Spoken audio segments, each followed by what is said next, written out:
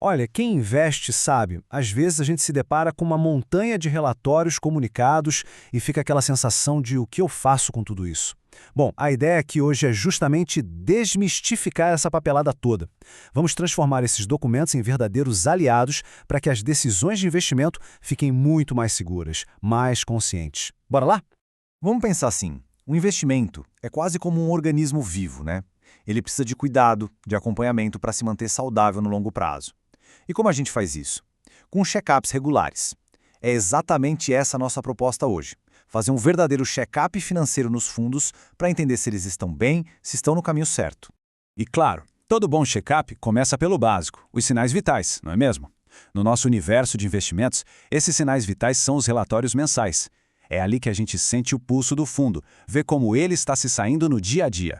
Então, o primeiro exame dessa nossa lista é o informe mensal, que o mercado costuma chamar de DRE. Pensa nele de um jeito bem simples. É como se fosse o orçamento de casa. Ele mostra, preto no branco, tudo que entrou de dinheiro, tudo que saiu para pagar as contas e, o que todo mundo quer saber, né? Quanto sobrou para ser distribuído para quem investe. E olha que legal como esse fluxo fica claro aqui. De um lado, a gente tem as receitas, ou seja, a grana que o fundo ganhou, por exemplo, com o aluguel dos seus imóveis. Daí, a gente tira as despesas, custos de operação, taxa de administração, manutenção, enfim. E o que sobra é o resultado. É o lucro que de fato vai parar no bolso de quem é cotista. O pulo do gato aqui é ficar de olho se as receitas estão subindo e se as despesas estão controladas. É basicamente acompanhar a jornada do dinheiro. Só que, vamos combinar, número por número pode não dizer muita coisa, né? É aí que entra o relatório gerencial, que é uma peça-chave. Se a DR é o resultado do exame de sangue, o relatório gerencial é a conversa com o especialista. É a hora que o gestor senta e explica: olha, a receita subiu por causa disso, ou aquela despesa aumentou por esse motivo. É o que dá o contexto, a história por trás dos números. E, sinceramente, é um teste de fogo para a transparência do gestor. Ok, já vimos os sinais vitais do mês a mês. Agora, a gente precisa dar um passo para trás e olhar o foto maior, o panorama completo. Chegou a hora de analisar a saúde do investimento no longo prazo, para a gente conseguir enxergar tendências e não só um momento específico. E essa comparação aqui ajuda muito a entender a diferença. Com o relatório trimestral, a gente consegue sacar se aquele mês que foi meio ruim foi só um deslize, um ponto fora da curva, ou se, opa, pode ser o começo de uma tendência de queda. Já o relatório anual, esse é o grande fechamento do ciclo. Ele mostra tudo, o que deu certo, o que foi difícil e, o mais importante, quais são os planos para o futuro. É a visão estratégica, para onde o barco está indo. Beleza, já entendemos a rotina de relatórios. Mas e quando acontece algo fora do roteiro? Algo inesperado? Nesses momentos, o fundo tem a obrigação de se comunicar e rápido. São os alertas e eventos especiais que pedem atenção total de quem investe. E aqui tem uma distinção que é super importante saber. De um lado, o fato relevante. Pensa nele como um alerta vermelho. Urgente. É algo grande que pode mexer de verdade com o preço da cota, tipo a venda de um ativo gigante do fundo.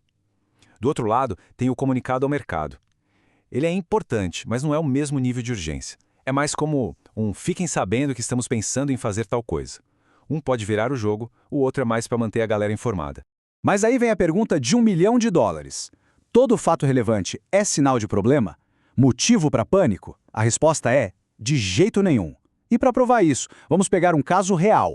Do fundo GGRC11, ele soltou um fato relevante que, na verdade, anunciava um movimento super estratégico e positivo.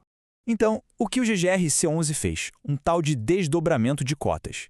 E o que diabos é isso? A analogia do bolo aqui é perfeita. Imagina que cada cota é uma fatia de bolo. O desdobramento simplesmente corta essa fatia em pedaços menores. No final do dia, a pessoa continua com a mesma quantidade de bolo, só que agora com mais pedacinhos. Simples assim.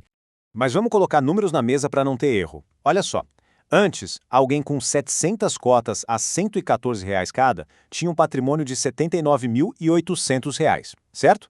Aí veio o desdobramento, de 1 para 10. A pessoa passou a ter 7.000 cotas, só que agora cada uma valendo R$ 11,40. Fazendo a conta, o valor total é exatamente o mesmo. O patrimônio não mudou nadinha.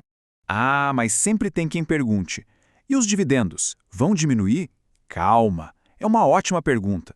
Sim, o valor pago por cada cotinha diminui. No nosso exemplo, caiu de 80 centavos para 8 centavos. Só que, Como o número de cotas se multiplicou por 10, o valor total que cai na conta em dividendos ficou igualzinho, R$ 560, ou seja, zero perda. Tá, se para quem já está no fundo não muda nada no valor, por que raios fazer isso? A resposta é pura estratégia. Pensa comigo, com o preço por cota mais baixo, o fundo fica mais acessível, mais gente consegue comprar. Isso aumenta o volume de negócios, o que a gente chama de liquidez, e lá na frente fica mais fácil para o fundo levantar dinheiro para crescer. É uma jogada que no fim beneficia todo mundo. Até agora, a gente falou muito sobre ler, analisar, observar, mas o papel de quem investe não é só passivo, não. Existem momentos em que a nossa voz não só é ouvida, como é decisiva para o futuro do fundo. E esse momento tem nome. São as assembleias. São tipo reuniões oficiais onde o gestor propõe algo importante e quem é cotista vota. Ah, queremos mudar uma regra do fundo. Ou vamos alterar a estratégia de investimento. Nada disso acontece sem a aprovação de quem é dono das cotas. É o nosso canal direto para participar das decisões. E então, fechando o nosso check-up, olha só o kit de ferramentas que a gente montou. Para os sinais vitais do dia a dia, temos a DR e o relatório gerencial. Para a saúde de longo prazo, os relatórios trimestrais e anuais.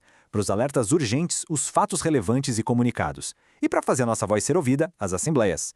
Com isso aqui em mãos, dá para acompanhar qualquer fundo com muito mais segurança. Essa frase aqui no final, para mim, fecha com chave de ouro. A informação está lá, está disponível. Um bom gestor vai ser transparente e entregar as ferramentas, mas o que de fato faz a diferença entre o sucesso e a incerteza é a nossa disposição de sentar, analisar e transformar todos esses dados em conhecimento de verdade. E agora, com todo esse conhecimento, a pergunta que fica é: qual vai ser o próximo passo? Quem sabe pegar o relatório daquele fundo que já está na carteira para dar uma olhada? Ou investigar o último fato relevante de um ativo que está no radar? A verdade é que uma pessoa bem informada não fica só reagindo ao mercado, ela o compreende. E essa jornada de compreensão, bom, ela pode começar agora.